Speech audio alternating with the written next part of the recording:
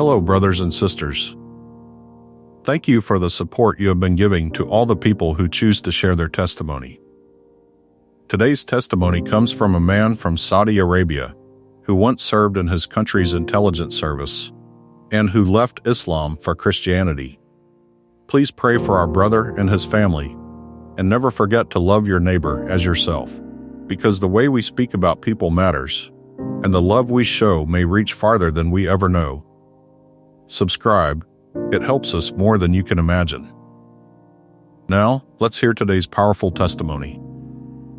The first time a Christian prisoner prayed for me, I had just finished threatening him, and I remember standing across from him with anger in my chest because he would not give me the names I wanted, while he looked at me with a calm I could not understand and said that he would answer for his own choices but would not betray people who had trusted him. I had heard many men speak bravely during questioning, and I knew that brave words often faded when the room grew hot, when the hours became long, and when a man began to think about his wife, his children, his job, and the life waiting for him outside. But this man was different because he did not seem proud, he did not insult me, and he did not act as if pain made him holy. He simply looked tired, frightened, and yet somehow free, and that made me more angry than if he had cursed me. I will not use my real name, and I will change a few small details that could point back to people who are still living in places where they must be careful. But I will not change the heart of what happened. For many years I worked in a part of the security system where we dealt with people who were thought to be a threat. And some of those cases touched religion, secret meetings, banned teaching, foreign contacts, and private groups that the state wanted to understand. I was not a movie villain sitting in a dark room because I loved cruelty, and I do not want anyone listening to turn me into something simple, because the truth is harder than that. I believed I was serving my country, guarding my people, defending order, and protecting the faith that had shaped my family for as long as anyone could remember, and because I believed those things so deeply, I could do hard things while still going home at night and telling myself I was a good man. The prisoner I am speaking about was a Saudi man a little older than me, and I will call him Daniel, though that was not the name he was born with. He had been part of a small Christian group that met quietly in homes, and we believed he knew who led it, who brought in books, who sent money, and whether there were links to people outside the country. He was not important in the way rich or powerful people are important, but he mattered because he had become a bridge between several believers, and we thought that if he spoke, many other names would follow. During the first hours, he answered simple questions about himself, his work, and where he had traveled. But each time I asked about other Christians, he became still and said that he would not place another person in danger just to make his own life easier. I told him that loyalty would not save him, and I told him that the people he was protecting would forget him as soon as they learned he had been taken. I told him that a man who had left Islam had already wounded his own family, and that if he cared for them at all, he should stop making matters worse. I used every weak place I could see, because that was part of my work, and when I spoke about his mother, his wife, and his children, I saw pain move across his face, which told me I had found the place where I could press harder. What happened next has never left me, because instead of begging me to stop, instead of shouting that I had no right to speak about his family, he lowered his eyes and asked if he could pray. I laughed at him because I thought he meant that he wanted to pray for himself, and I told him he could pray if he wished, because no prayer was going to change the questions waiting for him. But then he lifted his head and said, very softly, that he wanted to pray for me. I remember thinking that he was trying to play a game, perhaps hoping to appear calm so I would lose control. And I nearly stopped him, but something in me wanted to hear what a man like him would say when he believed he might be facing years of loss. He closed his eyes and said, in words I can still hear, that Lord Jesus should have mercy on me, should guard my wife and children, should keep hatred from my heart, and should forgive both of us for the harm we had done to others. I did not tell him that he had struck the deepest fear in me with those words, because nobody in that room knew that my youngest daughter had been sick for weeks, and nobody outside my closest family knew how frightened my wife and I had become. Her sickness was not some hidden miracle that only God could know, because there were normal ways information might travel. And I want to be careful when I speak about this, but in that moment I did not think calmly. All I heard was a prisoner I had threatened asking Jesus to guard my children, and I felt as though the room had shifted under my feet. I stopped the prayer, told him to keep my family out of his mouth, and left him alone while I walked into the hall and tried to slow my breathing. That should have been the end of it, because I had work to do and I had been trained not to let a subject enter my mind after an interview was over. But Daniel's prayer followed me home. My daughter had fallen asleep beside my wife, and I stood at the bedroom door, looking at her small face, while the words came back to me. Not as a threat, but as a kindness I felt I had not earned. I had spoken to that man with coldness, I had used his family to break him, and he had answered by asking Jesus to protect mine, which did not fit the picture of Christians I had built in my head. I had been taught that people who left Islam were confused, bitter, weak, hungry for the West, or angry with their own people. Yet Daniel had shown me something I could not place inside any of those boxes. I grew up in a home where faith and family were tied together so tightly that I never thought of them as two different things. My father was a stern man who believed a good son should obey God, respect his parents, protect the family name, work hard, and never bring shame to the house. And in many ways, he gave me things I still value, because he taught me duty, patience, and the need to care for those under my roof. My mother was softer, though her faith was no less deep, and many of my warmest childhood memories are of hearing her pray, watching her prepare food for relatives, and seeing how she could make room for one more person even when the house already felt full. I did not grow up hating Christians, and I want to make that clear, because most of the Christians I knew when I was young were foreign workers who lived quietly, did their jobs, and went home. But I did grow up believing that Islam was true in a way that made every other faith a mistake. As I became older, that belief joined itself to my work, and my work gave it a harder edge. I began to see people less as neighbors and more as files, links, risks, and sources of trouble. And once that way of seeing people enters a man, it can follow him even when he is not at work. I became skilled at noticing fear in a face, at hearing when a person was hiding something, and at using silence until the other person rushed to fill it. But I became less skilled at hearing my wife when she said I was bringing the coldness of the office into our home. I thought she did not understand the weight I carried, and in truth, I did not understand the weight she carried while living with a man who was always guarded, always tired, and always sure that he had to be right. Daniel came into my life during a season when I was already breaking in ways I refused to admit. My daughter was ill, my marriage had become tense, one of my closest friends at work had been moved after an inquiry that made everyone nervous, and my father had begun asking why I was not visiting as often as before. I told myself these were normal troubles that strong men faced without complaint. Yet I slept badly, snapped at small things, and sometimes sat in my car for several minutes after reaching home because I did not want my family to see the man I had become. When Daniel prayed for me, he did not create the cracks inside me, but his prayer found them. The next day I questioned him again, and I was determined to prove that the moment had meant nothing.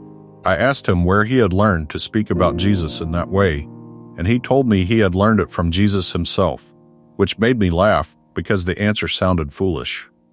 I asked if Jesus had walked into his room and taught him, and Daniel said no, then explained that he meant the words of Jesus had taught him to pray for those who hurt him, and to love his enemies. I knew that Christians spoke about love, because even people who knew little about Christianity knew that. But I had never thought about what it would mean for a man to obey those words when the person standing in front of him truly was his enemy. I asked him whether he thought I was his enemy, and he was quiet long enough to make me angry again. Then he said that he did not know what was in my heart, but he knew I had power over him and was using that power to frighten him. So in that room, at that time, I stood where an enemy might stand. He said this without hate. And then he added that Jesus had not told him to love only gentle enemies, fair enemies, or enemies who would soon become friends, but to love even when love costs something. I told him that was weak thinking, because a man who loved his enemies would soon be crushed by them, and Daniel answered that Jesus had been crushed by his enemies and still forgave them. That sentence stayed with me even more than the prayer, because I had always thought of the cross as proof that Christian belief had gone wrong. In my mind, a true messenger of God should not end in shame and defeat, and I had heard the Christian claim many times without feeling any pull toward it. Yet now, I was looking at a man who believed the cross was not a shame to hide, but the place where God's love was made plain. I did not accept what he said, but I wanted to understand why he would risk his freedom for it. And that question became the first hook in my own heart, because I had seen people lie for money, rank, fear, pride, and desire. But Daniel seemed ready to lose everything for someone he said had taught him how to forgive me. I began reading about Christianity in secret, though at first I would not have called it searching for truth. I told myself I was studying the thinking of people like Daniel so I could question them better, and that excuse allowed me to open pages I would otherwise have avoided. I read arguments against Christianity first, because that felt safe. Then I began reading Christian replies to those arguments, so I could understand the full debate, and before long I was reading parts of the New Testament itself. The first thing that surprised me was how often Jesus spoke in a way that felt both simple and sharp. Because the words were easy enough for a child to hear, yet they reached places in me that long speeches had never touched. When I read that a man should first look at the wrong in his own life before judging the small wrong in another, I felt a flash of anger, because I had built much of my life around judging other people while giving myself reasons for everything I did. When I read that a man could gain the whole world and lose his soul, I thought about rank, respect, money, and the fear people showed when they knew what kind of work I did, and for the first time those things did not look like strength. When I read that the merciful would receive mercy, I remembered Daniel asking mercy for me, and I closed the page because I did not want to keep hearing his voice inside the words. I tried to stop reading, but by then the question had changed. At first I had wanted to know why Daniel believed. Then I wanted to know why the words of Jesus made me feel seen. And after that I wanted to know whether there was any chance that what I had always pushed aside could be true. I did not tell anyone about this, because even the thought of speaking it aloud filled me with shame and fear. I had a wife, children, parents, brothers, cousins, friends, and a career built on trust, and I knew that changing faith would not be a private choice that stayed inside my chest, because it would touch every person whose life was tied to mine. A week after Daniel's prayer, my daughter became worse, and we took her back for more tests. I sat beside her bed and watched my wife try to smile while our daughter asked when she could go home, and I felt useless in a way I hated. I had spent years believing that control was the same as safety, yet there was nothing I could order, threaten, question, or plan that would force my child's body to heal. That night, after my wife fell asleep in a chair, I walked into a quiet hall, stood by a window, and did something I had never thought I would do, because I whispered the name of Jesus. I did not pray a beautiful prayer, and I did not promise that I would become Christian if my daughter recovered, because even then I knew that kind of bargain would be false.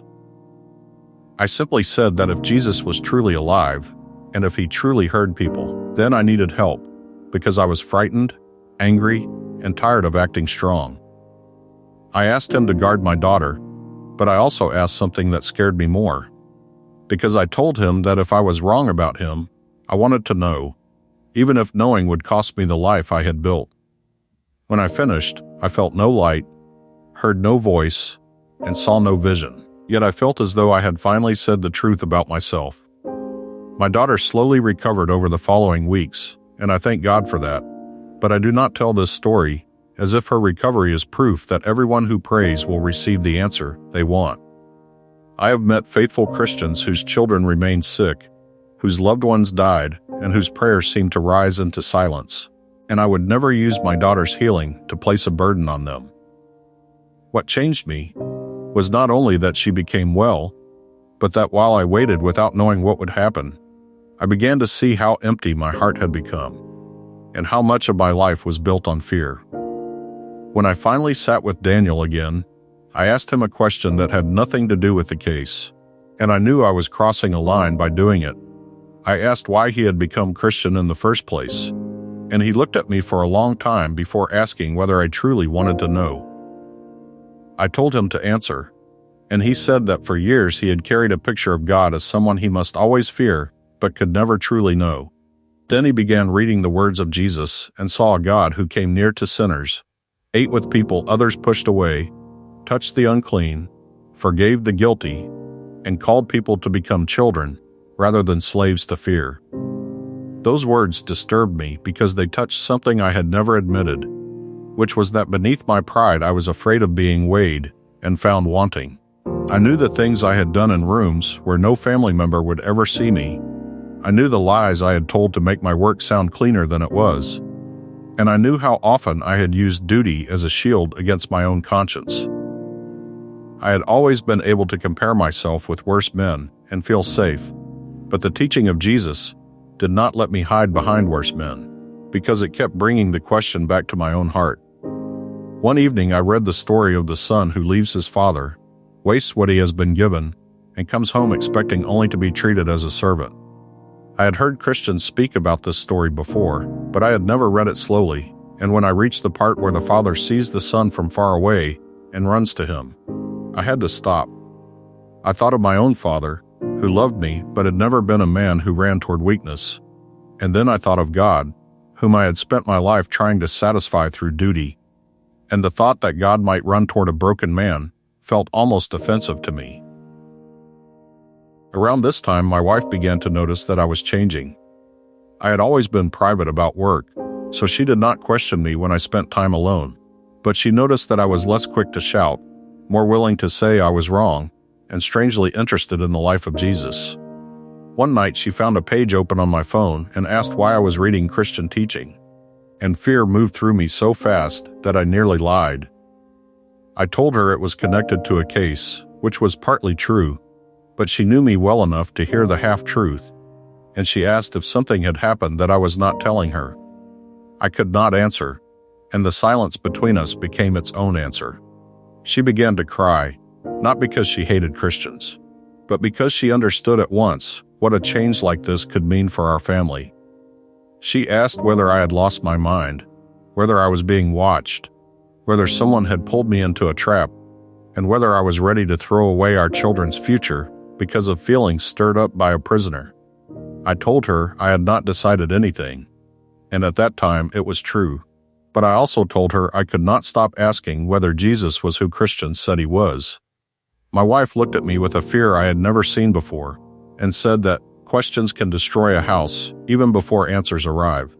I understood what she meant, because in our world a man's faith is not only his own story, and a father who steps outside what his family believes can make every person around him feel exposed. For several days she barely spoke to me except about the children, and I began to feel the cost of a choice I had not even made yet. I wondered whether truth was worth that cost, then hated myself for asking. Because if something is true, the price of knowing cannot make it false. At work, Daniel's case was moving toward a close, and I knew I might not see him again. During our last meeting, I asked him what he thought would happen to him, and he said he did not know. I asked whether he regretted becoming Christian, and he smiled in a sad way before saying that he regretted the pain his choices had brought to his family, regretted times when he had spoken with pride, and regretted that fear had kept him silent when he should have loved people more openly. But he did not regret Christ. Then, he said something I did not understand until much later, because he told me that he had asked God not to waste his suffering. After he was taken away, I expected the pressure inside me to ease, but it became stronger. Without Daniel in front of me, I could no longer blame my questions on the strange force of his personality. And I had to face the fact that I was reading the gospel because I wanted to know Jesus for myself. I began waking early before my family and reading small parts at a time, and the more I read, the less I felt that Jesus could be placed safely among teachers I respected from a distance. He kept asking for more. Not more fear, not more outward show, but the whole heart. My wife and I began talking again, though every talk felt like walking across thin glass. I told her I would not force her to read anything, but I asked if she would listen while I explained what I was seeing in Jesus. She agreed because she loved me, not because she wanted Christianity, and at first she challenged nearly every point I made. Those talks became some of the hardest and best hours of our marriage, because for the first time in years I could not hide behind rank anger or silence, and I had to admit when I did not know an answer. She asked why God would need the cross, why Christians spoke of Father and Son, whether I was saying our parents had lived in darkness, whether I thought everyone around us was lost, and whether this new faith would make me despise the people who raised me.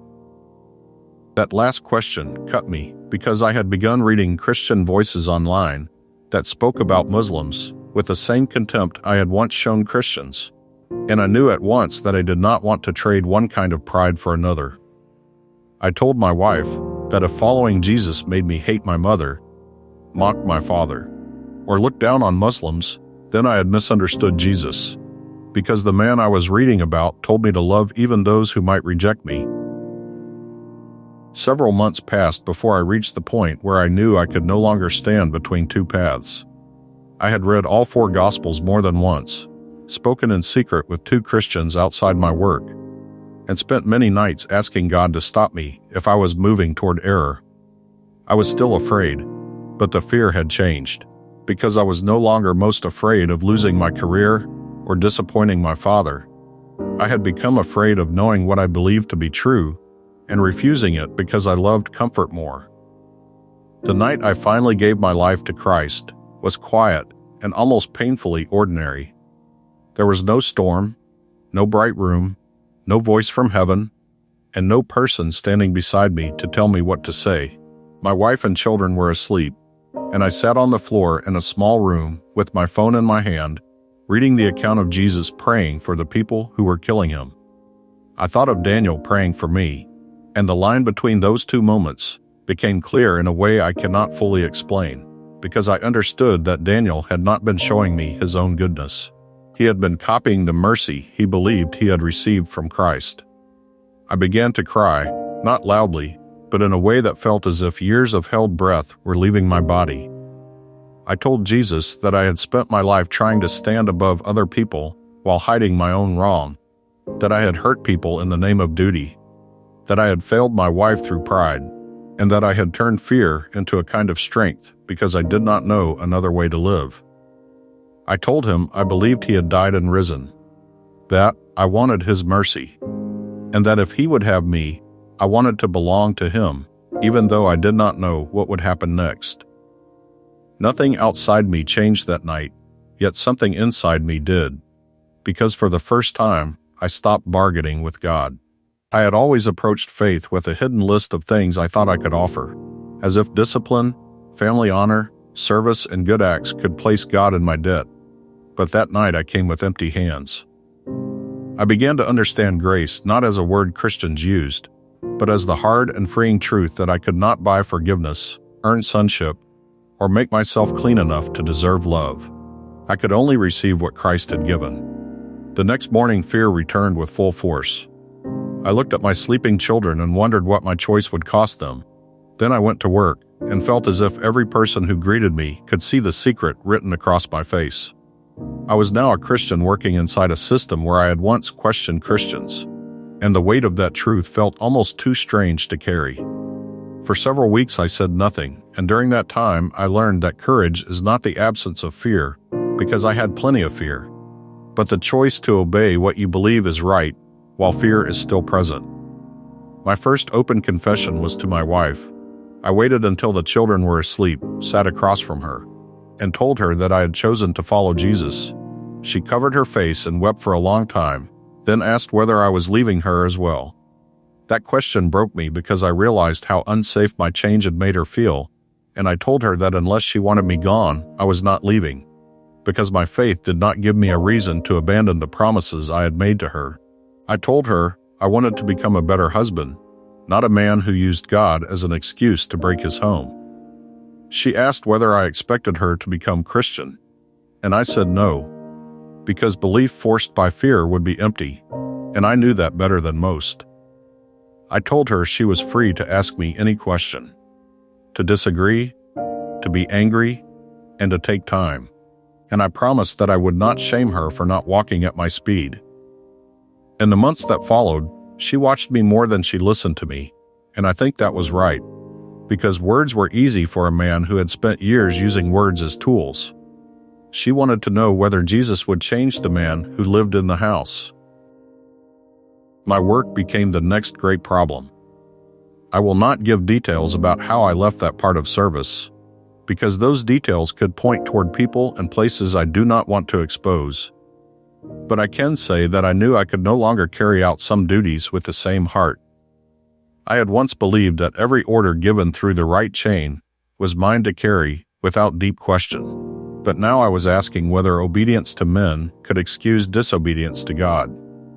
I did not become reckless, announce my faith in an office, or seek to turn myself into a hero, because I had a family to protect, and because foolishness is not the same as courage. Over time, through a mix of transfer, private choices, and changes I cannot describe, I moved away from the work that had placed me in rooms like the one where I met Daniel. Leaving that path cost me rank, money, and relationships I had thought would last for life, and some people assumed I had failed, become weak, or lost the favor of those above me. In the past, that would have crushed me, because I had built much of my worth on the way other men saw me. But Christ was teaching me that a smaller life in the eyes of the world could still be a truer life before God. The hardest loss came when my father learned that my faith had changed. I had hoped to wait longer, but secrets inside families have a way of finding daylight, and when he confronted me, there was no path left except truth. He did not shout at first, which frightened me more, because he sat with a still face and asked whether I understood what I was saying. I told him I did, and he asked whether I was calling him, my mother, and all those before us fools, which I denied at once, but he said that my choice spoke louder than my denial. He told me I had broken something that could not be repaired, and he asked how a son raised with honor could shame his family in this way. I wanted to answer with sharp words, because pain makes pride rise quickly, but I remembered how Daniel had spoken to me when I held power over him, and I asked Jesus to help me answer without hate. I told my father that I loved him, that I was thankful for the good he had taught me, and that I was not choosing Christ because I hated my family or wanted to become foreign, but because I had come to believe Jesus was true. My father told me not to speak the name of Jesus in his house again. My mother cried. One of my brothers called me selfish. Another refused to speak to me for months, and several relatives treated my wife as if she had failed to control me. Those days were full of a kind of grief I had never expected, because conversion stories are often told as if the moment of faith ends the struggle, when in my life it began a new one. I had peace with God growing inside me, but I also had family members looking at me as though I had died while still standing in front of them. There were nights when I wondered whether I had destroyed too much. I would remember family meals, holidays, my father's hand on my shoulder when I first entered service, and the way my mother used to call me by a childhood name, and grief would rise until I could hardly pray. During those times, I began to understand another teaching of Jesus that I had once thought too hard, which was that following truth could bring division even among those we love most. I do not believe Jesus delights in broken families, because everything I saw in him moved toward healing, but I learned that peace cannot be built by pretending to believe what your heart no longer believes. My wife was watching all of this, and I feared the pressure would make her leave. Instead, something unexpected happened because she began defending me when relatives attacked my character, not because she had yet chosen Christianity, but because she knew the man I had become at home. She told one family member that I was more patient, more present with the children, and less ruled by anger than before, and when she told me later what she had said, I had to walk into another room because I did not want her to see me cry. Her own journey took much longer than mine, and it belongs to her, so I will not tell it in a way that steals her voice. I can say that she kept reading with me, asked hard questions, spoke with Christian women in secret, and watched how believers treated her when she was uncertain. Some disappointed her by pushing too hard, while others gave her room to breathe, and the women who helped most were those who did not treat her like a project. They loved her, listened, prayed when she asked, and trusted God with the pace of her heart. One evening, more than a year after my own decision, my wife told me that she had prayed to Jesus by herself and wanted to follow him too. I felt joy so strong that I wanted to shout, but I also felt a deep warning not to turn her choice into a trophy for my story. She had not become Christian because I won an argument, and she had not come because I pressured her until she gave in. She came after a long road of fear, reading, watching, and asking, and I learned again that people are not doors we kick open for God. Years passed before I learned what had happened to Daniel. For a long time I did not know whether he had been moved, released, or sent somewhere else, and I carried his memory without an ending. Then, through a trusted person who knew part of my story, I received a message saying that Daniel was alive and had heard that one of the officers who once questioned him had become Christian. He did not know at first that the officer was me, but when he learned, he asked if a short message could be passed back. I remember holding that message with shaking hands because I had imagined this moment many times, and I was afraid of what he might say. He could have asked why I had treated him the way I did, why I had used his family against him, or why it had taken me so long to admit that his prayer had reached me, and he would have had every right to ask. Instead, he wrote that he thanked Jesus for answering a prayer he had almost forgotten, and that he hoped I would never build my faith on guilt for what I had done. Because guilt could point a man toward repentance, but only grace could teach him to live free. That message broke something open in me again. I had become Christian, changed my work, confessed wrong, and tried to make peace where I could, yet part of me still believed I should carry shame forever as payment for the past. Daniel's words reminded me that endless self-punishment can be another form of pride, because it keeps the focus on what I can pay instead of what Christ has already paid. Repentance meant I should tell the truth about my wrong, turn from it, repair what I could, and accept that some wounds would remain beyond my reach. But it did not mean I had to reject the mercy I preached to others. Later, through a safe way I will not describe, Daniel and I were able to exchange a few more words. I asked him the question that had lived in me since the first day, which was why he had prayed for my family when I had just used his family to frighten him. His answer was simple, and it is the answer I promised at the start of this testimony that I would return to. Because he said that while he sat in that room, he remembered Jesus praying for the people who nailed him to the cross. And he knew that if Christ could ask forgiveness for them, then he could ask mercy for me. He also told me something I had never known. Before I entered the room that day, Daniel had been afraid that he would hate the men questioning him, and he had prayed that fear would not turn into hatred. When I began speaking about his family, he felt anger rise so strongly that he wanted to curse me, but he said a line from the teaching of Jesus came to mind, and he chose to pray the opposite of what he felt. That mattered to me because I had spent years thinking his calm was some gift I did not have. Yet he told me it had been a battle inside him. His love was not easy feeling, but obedience while angry. That changed the way I understood many Christian teachings. People sometimes hear commands like forgive, love, pray, and turn from anger, and they think a true believer should feel these things without struggle. But Daniel taught me that faithfulness often happens while the opposite feeling is still shouting inside you. Forgiveness does not mean the harm was small. Love does not mean trust is restored in a moment. And prayer for an enemy does not mean you call evil good. It means you refuse to let evil teach you how to become evil yourself. Following Jesus did not make my life easy, and anyone who tells you that faith is a road without loss has not read the same gospel I have read. There were times when money became tight because my work changed, times when family doors stayed closed, times when my wife and I feared being known, and times when I missed the simple comfort of belonging without question. I had moments when I asked God why He had brought me into truth only to let me feel alone. And I learned that honest prayer can carry questions without becoming rebellion. My relationship with my father remained painful for years, but it did not stay frozen. Age and illness softened some of the anger between us, And though he never gave me the response I once hoped for, we learned to sit in the same room without turning every visit into a fight. I stopped trying to force religious talks, because I realized that my father knew what I believed and did not need me to prove it at every meal. I served him when he needed help, listened to stories I had heard many times, and tried to show that my faith had not stolen his son. To Christians listening, I want to say something I learned from being on both sides of fear, because the way you speak about Muslims may be the first picture of Jesus some person receives.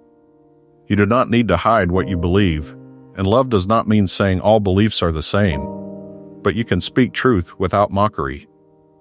You can disagree without treating a person as stupid, and you can share your faith without turning another person's family, clothes, food, language, or country into a joke. To Muslims listening, I know some of you may feel angry that I left Islam, and I understand more than you may think. I once believed people like me were betraying family and truth, and if I had heard my own story years ago, I might have dismissed it before the first minute ended. I am not asking you to trust me because I say I worked in intelligence, because a job title cannot prove faith, and I am not asking you to hate what you were taught. I only ask you to read the words of Jesus for yourself, and ask God with a true heart to lead you into truth, even if the answer is not the one you expect. When I think back to the room where Daniel prayed for me, I sometimes wonder what would have happened if he had cursed me instead. I cannot say I would never have found Christ, because God can reach people in ways we cannot see, but I know his prayer became the door through which I first saw a kind of strength I did not understand. He could not control me, he could not open the door, and he could not force his case to end. Yet he still had one freedom I had not taken from him, which was the freedom to choose what kind of man he would be toward me. That is why I no longer think love is weak. Hatred often feels strong because it is loud, fast, and ready to strike, while love can look small because it may sit in a chair, speak softly, and ask mercy for the person causing pain. Yet hatred is easily controlled by the one who provokes it, because if someone can make you hate on command, they can shape your heart from the outside. Daniel would not give me that power, and by refusing hatred he showed a freedom I did not have, even though I was the man with authority in the room. If you are listening while living under pressure because of your faith, I will not give you easy words. I know some believers face danger far greater than anything I now face, and I know there are families where a change in belief can bring deep loss. Be wise. Seek safe help. Do not confuse needless risk with courage. And remember that Jesus told his followers to be both innocent and wise. Yet do not let fear convince you that your quiet faithfulness is useless, because you may never see the full reach of a prayer, a kind answer, or a refusal to hate. Jesus showed me another kind of authority. He could speak hard truth, yet children came near him, broken people sought him, and those who had failed found room to repent. He did not need to crush every weak person to prove he was strong, and when he had every right to answer violence with violence, he chose to give himself. That picture changed the way I father my children, more than any lesson on leadership I learned in service. There is one last memory I want to leave with you. On the day Daniel and I last sat across from each other, before he was taken away, he asked me whether I had children. I told him that was none of his concern, because I still wanted to keep a wall between us. But he said he hoped I did, because children could teach a man how much he needed grace. At the time I thought the comment was strange, yet now I understand it. If you remember only one part of my testimony, do not remember the job title, the country, the hidden meetings, or even the fear around conversion. Remember a prisoner who had every human reason to hate me, and chose instead to pray that Jesus would guard my family. That prayer did not excuse my wrong, and it did not make his suffering small, but it showed me a kingdom where strength could kneel, mercy could speak in a locked room, and an enemy could become a brother, long before either man understood what God was doing. Today I am still learning to follow Jesus, and I do not tell this story as a man who has reached the end of the road. I still become afraid, proud, impatient, and tired, and I still need to ask forgiveness from my wife and children.